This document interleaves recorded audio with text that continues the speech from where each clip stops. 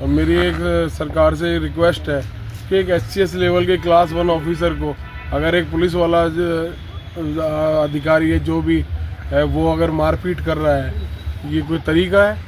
एक होनहार अधिकारी जिसने ना जाने आखिर कितने सपने बुने और उन्हें पूरा करने के लिए जी तोड़ मेहनत की, यहाँ तक कि देश की ही नहीं बल्कि दुनिया की सबसे कठिन परीक्षा में से एक संघ लोक सेवा आयोग की परीक्षा पास करने की ठानी हुई थी। बकायदा प्री एग्जाम क्लियर कर इंटरव्यू तक पहुंचा, एक बार फिर से तैयारी में जुटा हुआ था। पंचायत अधिकारी बनकर 6 माह पहले वह पहली पोस्टिंग पर रेवाड़ी पहुंचा और यहीं पर इस होनहार के सपनों पर कथित रसूखदारों का चाबुक चल गया। दरअसल रेवाड़ी जिले में अधिकारी और कर्मचारी पहले भी रिश्वत लेते हुए पकड़े गए हैं, लेकिन 35,000 रुपए की रिश्वत के आरोप में पकड़े गए बीडीपीओ सौरभ उपाध्याय की गिरफ्तारी सबसे चर्चा का विषय बनी हुई है। सौरभ उपाध्याय के पिता विपिन उपाध्याय ने आरोप लगाया कि उनके बेटे का एक साजिश के तहत कैरियर खत्म कर दिया गया।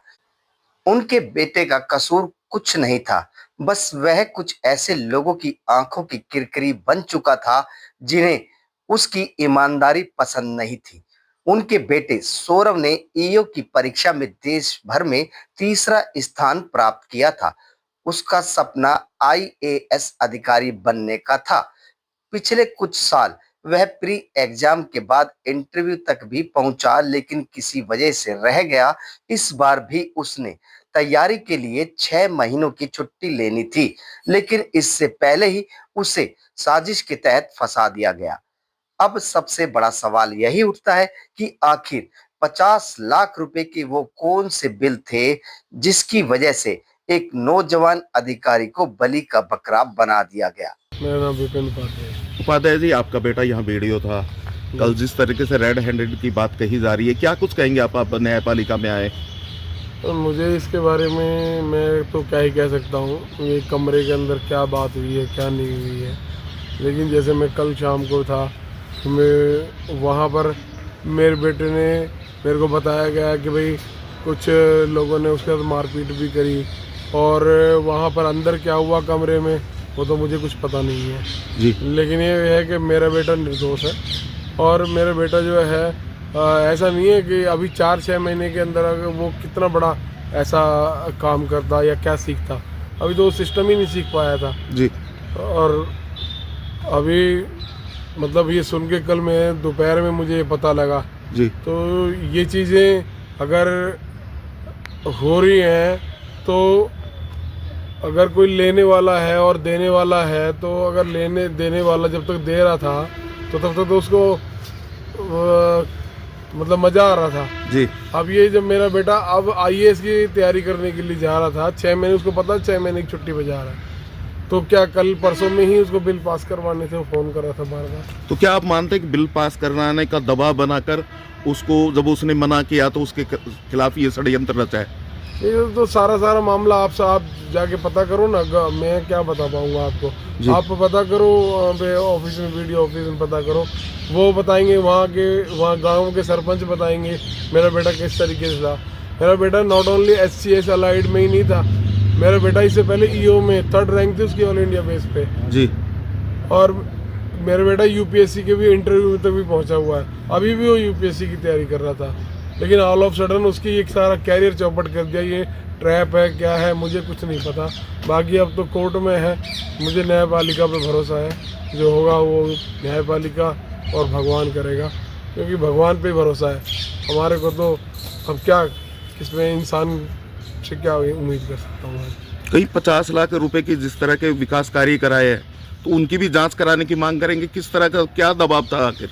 वो सब चीज़ें तो होनी चाहिए। अगर मतलब ये कुछ बिल हो रहे हैं 50 लाख के, तो 50 लाख के बिल इकट्ठे कैसे हुए, एक दिन में हो गए क्या? जी।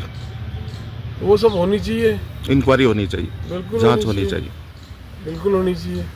और बाकी तो मैं इस समय और आपको क्या, मुझे तो भगवान और अपने ये न्यायपालिका पे भरोसा है। बस मेरा बच्चे का कैरियर ख़राब ना हो, मेरी यही उम्मीद है।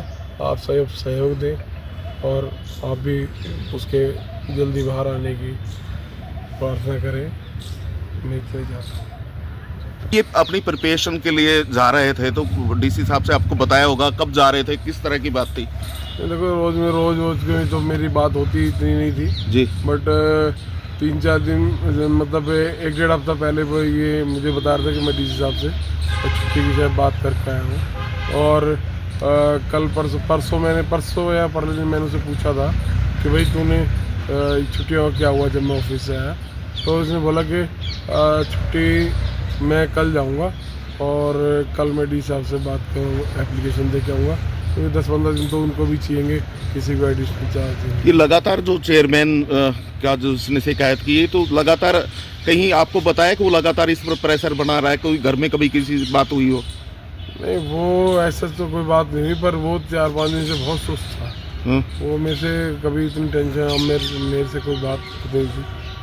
अपनी माँ से ज़रूर कभी कभी कर लेता था, बाकी और मेरे से तो कभी शेयर नहीं किया। बाकी तो टेंशन ही बच्चे का चेहरा ही बता देता था कि ये टेंस है।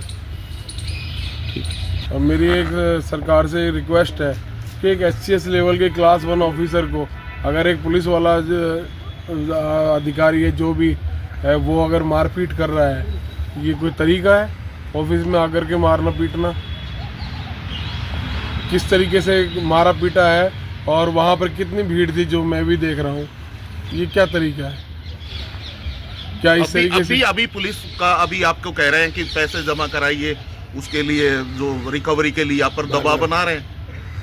और रिकवरी के लिए तो बोला जा रहा है, तो ऐसे रिकवरी मैंने तो यही बोला इसके अकाउंट में से लीजिए, अगर कुछ आपको लग रहा है तो। ठीक है। अब यहाँ पे